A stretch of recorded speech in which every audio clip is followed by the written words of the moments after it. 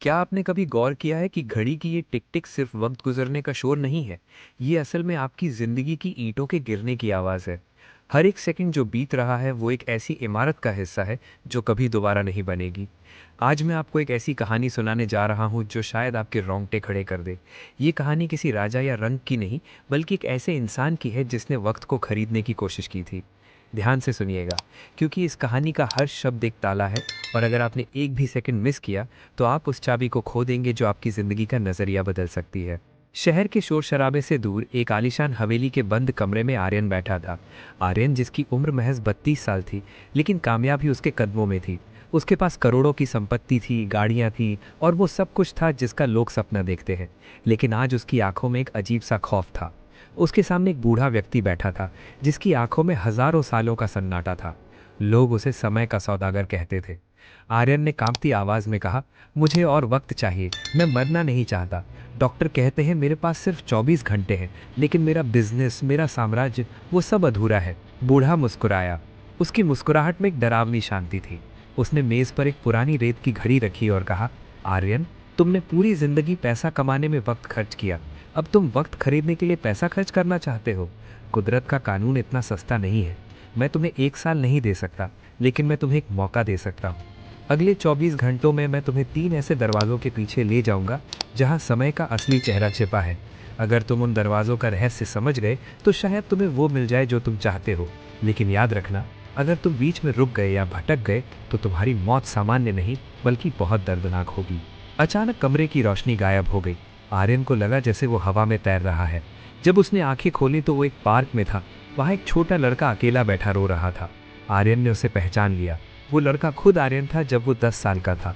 बूढ़े की आवाज़ गूंजी, देखो आर्यन, ये वही दिन है जब तुम्हारे पिता ने तुमसे कहा था कि आज हम पतंग उड़ाएंगे, लेकिन तुम अपने स्कूल के प्रोजेक्ट में इतने व्यस्त थे कि तुमने उनसे बात तक नहीं की।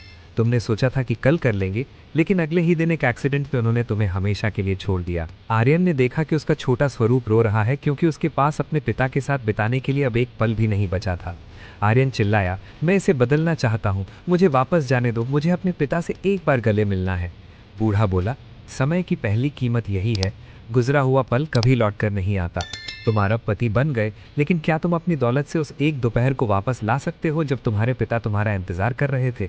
नहीं, तुमने उस समय को बाद में के लिए टाल दिया था, और बाद में कभी नहीं आता। दृश्य बदला। अब आर्यन एक दफ्तर में था। उसने देखा कि हजारों लोग मशीनों की तरह काम कर रहे हैं। सबके गले में घड़ियां लटकी थीं, लेकिन उन घड़ियों में सुइयां नहीं थी, बल्कि उनके बैंक बैलेंस के नंबर गिर रहे थे। एक आदमी पागलों की तरह भाग रहा था। वो अपनी बेटी के जन्मदिन पर जाने के बजाय क्लाइंट की कॉल उठा रहा था। वो आदमी कोई और नहीं, आर्यन खुद था।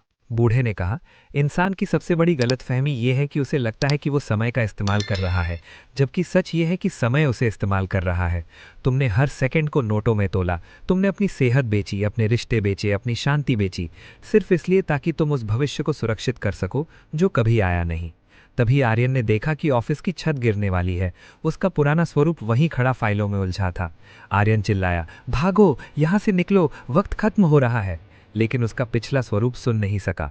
वो बस घड़ी देख रहा था और चिल्ला रहा था, अभी नहीं, अभी थोड़ा और काम बाकी है। धमाका हुआ और सब कुछ काला हो गया। बूढ़े ने ठंडे स्वर में कहा, समय की दूसरी कीमत, जो आज को संभाल नहीं सकता वो कल को कभी नहीं जीत सकता। अब आर्यन एक सफेद अनंत कमरे में था। वहां न कोई दीवार थी, न कोई छत, सिर्फ एक विशाल घड़ी थी जो उल्टी चल रही थी। 23 घंटे बीत चुके थे। अब आर्यन के पास सिर्फ 60 मिनट बचे थे। वो बूढ़ा आदमी अब एक चमकते हुए साए में बदल गया था। उसने कहा, आर्यन, अब आखिरी दरवाजा है। यहां तुम्हें वो मिलेगा जो तुमने पूरी उम्र नहीं समझा। देखो सामने। आर्यन ने देखा कि एक तराजू है। एक तरफ उसकी पूरी दौलत, महल और शोहरत रखी है, दूसरी तरफ सिर्फ 1 सेकंड का टुकड़ा है। अजीब बात यह थी कि 1 सेकंड का पल उस भारी दौलत से कहीं ज्यादा भारी था। साई ने पूछा, बताओ आर्यन, अब तुम क्या दोगे? तुम्हारी मौत अब सिर्फ कुछ मिनट दूर है। तुम्हारी तिजोरियां भरी हैं, लेकिन तुम्हारी सांसों का कोटा खत्म हो रहा है। आर्यन टूट गया। उसने घुटनों के बल बैठकर कहा, मुझे कुछ नहीं चाहिए, न पैसा न पावर। मुझे बस 1 मिनट दे दो ताकि मैं अपनी माँ से माफ़ी मांग सकूं, जिसे मैंने पिछले 3 साल से फ़ोन तक नहीं किया। मुझे 1 मिनट दे दो ताकि मैं उस आसमान को देख सकूं जिसे देखने की फुर्सत मुझे कभी नहीं मिली। साया हंसा। आश्चर्य है, जो इंसान करोड़ों की डील सेकंडों में करता था, आज 1 मिनट के लिए भीख मांग रहा है। आर्यन, समय की तीसरी और सबसे कड़वी कीमत ये है, समय मुफ्त है, लेकिन ये अनमोल है।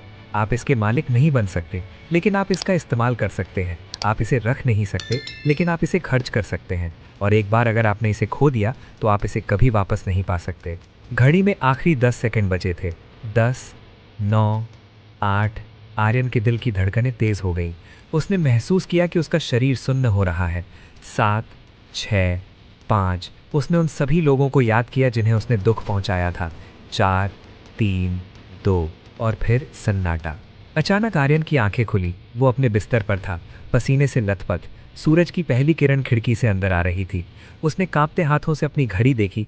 तारीख वही थी, समय सुबह 6 बज रहे थे। क्या वो एक सपना था या कोई चेतावनी?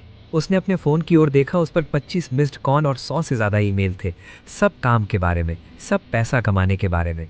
आर्यन उठा। उसने अपना फ़ोन उठाया और उसे खिड़की से बाहर फेंक दिया। उसने अपनी माँ का नंबर डायल किया। दूसरी तरफ से आवाज़ आई, हेलो आर्यन बेटा, इतनी सुबह फ़ोन, सब ठीक तो है? आर्यन की आंखों से एक आंसू गिरा, लेकिन इस बार वो आंसू डर का नहीं, सुकून का था। उसने कहा, हाँ माँ, सब ठीक है। मैं बस ये कहना चाहता था कि मैं आज घर आ रहा हूँ और इस बार मेरे पास तुम्हारे लिए बहुत सारा वक्त है। दोस्त, जो कहानी आपने अभी सुनी वो सिर्फ आर्यन की नहीं है। ये आपकी है, मेरी है, हम सब की है। हम सब एक ऐसी दौड़ में भाग रहे हैं जिसका फिनिशिंग लाइन सिर्फ मौत है। हम सोचते हैं कि हमारे पास बहुत समय है, कल कर लेंगे, अगले साल कर लेंगे, रिटायरमेंट के बाद जिएंगे। लेकिन सच तो ये है कि कल एक झूठ है। आपके पास सिर्फ ये पल है। ये आवाज़ जो आप सुन रहे हैं, इस आवाज़ के ख़त्म होने तक आप अपनी ज़िंदगी के कुछ और सेकंड खर्च कर चुके होंगे। क्या आप उन सेकंडों का सही इस्तेमाल कर रहे हैं, या आप भी आर्यन की तरह उस दिन का इंतज़ार कर रहे हैं जब समय का सौदागर आपके दरवाजे पर दस्तक देगा?